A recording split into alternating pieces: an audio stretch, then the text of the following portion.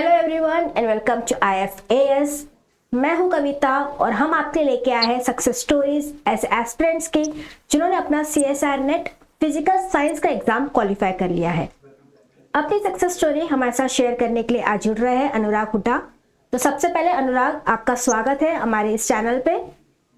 Thank you ma'am, thank you. And many congratulations to you and your entire family from IFAS। Thank you, thank you ma'am, thank you. Okay Anurag, तो मैं चाहूंगी कि आप अपना एक introduction दे दीजिए हमारी ऑडियंस को अपने बारे में, अपने बैचलर्स मास्टर्स का थोड़ा बता दीजिए। आप कहाँ से बिलोंग करते हैं, आपने कहाँ से अपना एजुकेशन कंप्लीट किया है? हेलो एवरीवन, मेरा नाम अनुराग हुड्डा है। मैं बेसिकली रोहतक हरियाणा से बिलोंग करता हूँ। मैंने अपनी जो ग्रेजुएशन है वो बहादुरगढ़ से कंप्लीट की थी और जो मेरी MSc थी वो मेरी MDU रोहतक से कंप्लीट हुई है। ओके, और आपने CSR नेट के बारे में आपको कैसे पता चला, आपने प्रिपरेशंस कैसे शुरू की? MSc के दौरान पता चला था मुझे CSIR नेट के बारे में और ये जितने भी इससे रिलेटेड एग्जाम्स हैं, जब से प्रिपेयर स्टार्ट कर दिया था मैंने इसके। अच्छा, आपने MSc के दौरान ही प्रिपरेशन शुरू कर दी थी, तो आपने दौरान MSc ही अपना CSR नेट भी क्लियर कर लिया है? अभी तो मैम थर्ड अटेम्प्ट था, ये जो ओके। तीसरे अटेम्प्ट में हुआ मैम क्लियर। शुरू में तो पता ही चला था कि क्या होता है, एग्जाम कैसे होता है। अब बाद में थोड़ा सा ज्यादा हुआ। और काफी टफ भी होता है एग्जाम, क्योंकि जब आप मास्टर्स के पढ़ते हो पूरा कंसेप्ट से थ्योरी है, पर यहाँ तो पूरे ऑब्जेक्टिव टाइप क्वेश्चंस आपको यहाँ पे सॉल्व करने होते हैं। तो कुछ परसेंटेज ऑफ बच्चे ही है जो हर साल क्वालिफाई कर पाते, तो ये बहुत बड़ा अचीवमेंट है आपके लिए। जी मैम। तो आप अपनी प्रिपरेशंस के बारे में थोड़ा बताइए कि कैसे आपका पूरा रूटीन क्या था, आप कैसे टाइम डिवाइड करते थे, किस तरीके से आप स्ट्रेटेजाइज करते थे, कैसे अलग अलग सब्जेक्ट्स को आपने टारगेट किया था? वैसे तो मेरी सीटिंग डेली रहती थी 6-7 घंटे की, लेकिन जब एग्जाम स्टार्ट हुआ था, मतलब एग्जाम से 1 या 2 महीने पहले 9 से 10 घंटे पढ़ता था मैम। सुबह 6-7 बजे उठ जाता था और शाम तक 10-11 बजे तक पढ़ता था मैं। इसमें पूरे रूटीन में मतलब टाइम मैनेज करके, मतलब 2-2 घंटे की सीटिंग रहती थी मेरी। ओके। और फिर 1 घंटे का जैसे रेस्ट, मतलब एक साथ बर्डन नहीं होता था कि एक बार में ज्यादा सीटिंग लेनी है। वो ऐसा नहीं था कुछ कि 3 घंटे पढ़ना, 4 घंटे पढ़ना। बट कंसिस्टेंटली पढ़ना, डेली आप पढ़ाई करते थे? जी मैम, जी मैम। लेकिन जो पेपर से शुरू होने से पहले है ना, 9-10 घंटे की मैंने सीटिंग की थी। उससे पहले एवरेज 6-7 घंटे थी मैम मेरी। Okay okay. सो यहाँ पे कौन से सब्जेक्ट्स हैं जो आपको लगता है इजी जाएंगे, और जो बच्चा आपको देख रहा है, जो बच्चे इंटरव्यूज देख रहे हैं, वो जब प्रिपरेशन शुरू करेंगे तो उनके लिए आप बता दीजिए कौन से सब्जेक्ट्स हैं जिनसे उन्हें शुरू करना चाहिए, तो आसानी होगी थोड़ा। कि कैसे होता है जब सॉल्व कर पाते हैं प्रॉब्लम्स तो थोड़ा कॉन्फिडेंस बूस्ट होता है, पर स्टार्टिंग में अगर जैसे इलेक्ट्रोडायनामिक्स सभी को हार्ड लगता है, तो स्टार्टिंग में इलेक्ट्रोडायनामिक्स ले लिया और फिर क्वेश्चंस नहीं बने तो कॉन्फिडेंस वहां पे थोड़ा डगमगा जाता है। तो यहाँ पे कौन से सब्जेक्ट्स है जिससे बच्चों को शुरू करना चाहिए, जो इजीली समझ में आते हैं? माइक्रो सब्जेक्ट यूज करने चाहिए, मतलब इन पे पकड़ बनानी चाहिए। जैसे क्लासिकल हुआ, थर्मो हुआ, एटॉमिक न्यूक्लियर हुआ, इस पे थोड़ी सी पकड़ बनाने के बाद मैथ है, जैसे मैथ थोड़ा सा ठीक है। क्वांटम पे पकड़ बनाओ। उसके बाद इलेक्ट्रॉनिक्स का भी वास्ट सब्जेक्ट है मैम, वो ज्यादा। तो इसमें भी मतलब बेसिकली उस पे प्रीवियस ईयर पे फोकस करो। जितने भी ये सब्जेक्ट हैं वो ज्यादा बेनिफिट देगा इस चीज में। उससे कंसेप्ट बिल्ट होगा जो भी सब्जेक्ट होगा। तो कितना बेनिफिट होता है यहाँ पे प्रीवियस ईयर क्वेश्चंस को सॉल्व करने का? क्योंकि कई बार बच्चे कंसेप्ट पढ़ लेते हैं, क्वेश्चंस ऊपर ऊपर से देख लेते हैं, सॉल्व प्रैक्टिस भी नहीं करते क्वेश्चंस की। ये जो मिस्टेक करते हैं सब बच्चे मैम, ये कंसेप्ट पर फोकस ज्यादा देना चाहिए, ना कि क्वेश्चन पर। क्वेश्चन ऐसे रट लिया कि ऐसे हुआ ऐसे हुआ, तो उससे कुछ बेनिफिट नहीं उस चीज का। ये मैंने शुरू में यही गलती की थी, लेकिन बाद में मुझे समझ आ गया कि ऐसे चीज ये अप्रोच गलत है। हर क्वेश्चन बेसिकली कंसेप्ट को क्लियर करो कि ये कैसे कंसेप्ट कैसे हुआ, ये क्वेश्चन क्या क्या कंसेप्ट यूज हुए। और जो मिस्टेक पॉइंट है उसकी अलग से सेपरेट डायरी बना लो उस चीज की, कि ये क्वेश्चन है ऐसे ऐसे, यहाँ डाउट आ रहा है मेरे को और ये रिवाइज करना, तो उसकी रिवीजन करो बाद में। ओके। और पार्ट ए भी आता है यहाँ पे, जहाँ जनरल एप्टीट्यूड पूछता है, तो पार्ट ए के लिए कुछ अलग तैयारी की थी आपने? पार्ट ए मैम मेरा अच्छा था मैम। मैथ और रीजनिंग में बेसिकली मेरे 11 ठीक हो गए थे मैम, ये 15 में से लगभग अराउंड। तो ठीक हो गया था मैम। ये पार्ट ए की ज्यादा कुछ ऐसे एक्स्ट्रा एफर्ट्स नहीं डालने पड़े इस चीज। Okay okay. और टाइम मैनेजमेंट आपने कैसे, मतलब आपने प्रैक्टिस किया होगा कि 3 घंटे का टाइम है, पेपर पूरा कराना है, तीनों पार्ट कराना है, तो आपकी क्या स्ट्रैटेजी थी जब आप पेपर सॉल्व करते थे?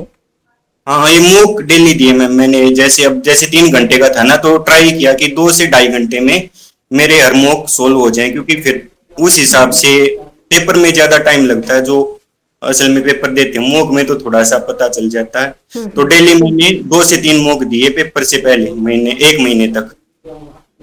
मॉक का ओके, बेनिफिट काफी मेरे को। सो मॉक्स का फायदा होता है जैसे आप बोल रहे हो, क्योंकि बहुत सारे बच्चे मॉक टेस्ट भी अटेंड नहीं करते जितना हम स्टैट्स देखते हैं। ना ना मैम, मोक्स का काफी फायदा होता है। पहले इस पे प्रीवियस ईयर पे जितने भी हैं, नेट गेट जेस्ट के जितने भी हम्म। प्रीवियस ईयर आए हैं ना, इन पे पकड़ बना के फिर मोक दो अपना, बना के कंसेप्ट और जो ये जो जितने भी सब्जेक्ट हैं, तो फिर बाद में मोक देने का फायदा है। लास्ट में अच्छा फायदा होता है मैम मोक का। रैंक रैंक बूस्टर का काम करता है मैम, बहुत अच्छी चीज है। ओके, और अभी आपका एम क्या है, मतलब आपने CSR नेट का एग्जाम, JRF आपने क्वालिफाई किया, तो आपका क्या मोटिव था ये एग्जाम अटेम्प्ट करने का, क्वालिफाई करने का?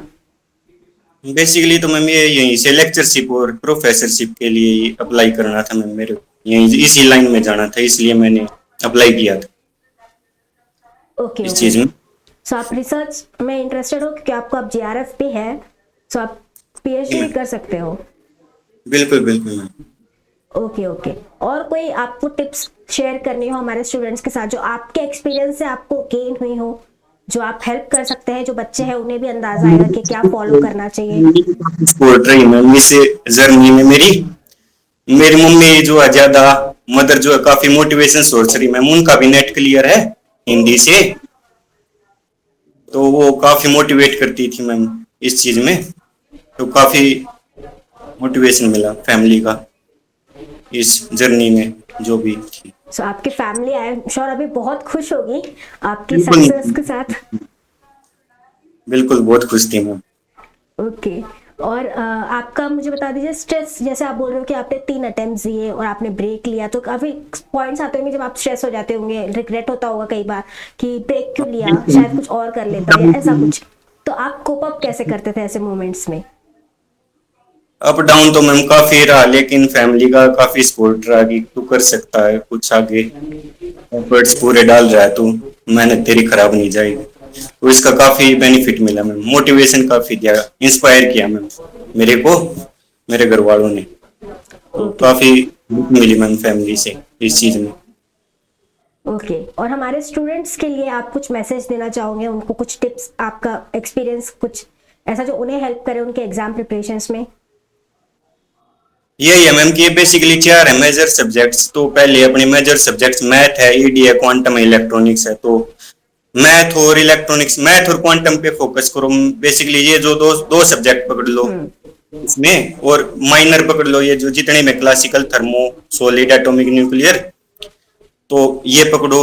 इससे फायदा होगा मैम। ये चारों सब्जेक्ट ये बहुत वास्ट सब्जेक्ट हैं, ये चारों कंप्लीट नहीं होते टाइम पे। तो हाँ किसी दो या दो सब्जेक्ट पे कमांड बनाओगे ना, तो उसका ज्यादा बेनिफिट होगा इस चीज में। और एक ये भी चीज करते हैं मैम कि कहीं से कुछ मटेरियल पढ़ लिया, कहीं से कुछ पढ़ लिया क्वांटम का, तो रिसोर्सेज को ज्यादा वो करते हैं, कौन साइज रखें अपने जो सब्जेक्ट्स हैं और जो नोट्स हैं वो कौन साइज रखेंगे, तो उनका ज्यादा फायदा होगा, उस चीज का ज्यादा फायदा होगा। या डेफिनेटली एक स्ट्रैटेजिक तरीके से, एक हाँ हाँ। गाइडेड तरीके से अगर वो पढ़ाई करेंगे तो वो ज्यादा फायदा होगा, रेदर देन हर जगह अपने हाथ फैलाए और फिर एंड में कोई भी एक सब्जेक्ट उनका प्रॉपरली तैयार ना हो। ये मैम अलग अलग जगह से अलग अलग रिसोर्सेज यूज करते हैं, तो उसका फायदा नहीं है कि एक चीज पे स्टिक रहोगे, तो उसका ज्यादा बेनिफिट मिलेगा। ओके और अपने कंसेप्ट को क्लियर करते चलो, जो भी डाउट होते हैं उसको अलग से सेपरेट डायरी में लिख लो जो भी है। और प्रीवियस ईयर का ये है मैम, जैसे कि अब किया ना आपने, तो ये पता चल जाएगा आपको 2-3 बार करोगे कि ये क्वेश्चन हर बार अटकता है, तो उसको अलग से सेपरेट मार्क कर लो और वो उसी उसी को ज्यादा प्रैक्टिस करो, तो उसका भी टाइम टाइम भी सेव होगा उससे, और आगे बेनिफिट भी मिलेगा। पता चल जाता है मैम 2-3 बार अगर प्रीवियस ईयर आप सोल्व करोगे, तो अलग से सेपरेट कर लो उनको। जो एक बार निकल जाते हैं वो अलग हो जाते हैं, और जो मतलब अलग अलग मार्क कर लो उस चीज को, जो क्वेश्चन है, तो उसका वो भी एक हाँ अच्छी चीज है। Okay. So all right Anurag, and thank you so much, आप हमारे साथ जुड़े, अपना टाइम निकाला और हमारे ऑडियंस को आपने गाइड किया। आई एम श्योर वो आपकी एडवाइस को सीरियसली फॉलो करेंगे और नेक्स्ट टाइम वो भी अच्छा एग्जाम जो आ रहा है उसमें अच्छा परफॉर्म करेंगे। Definitely ma'am, and I wish you all the best for your future, for your career. Thank you ma'am, thank you. Thank you so much.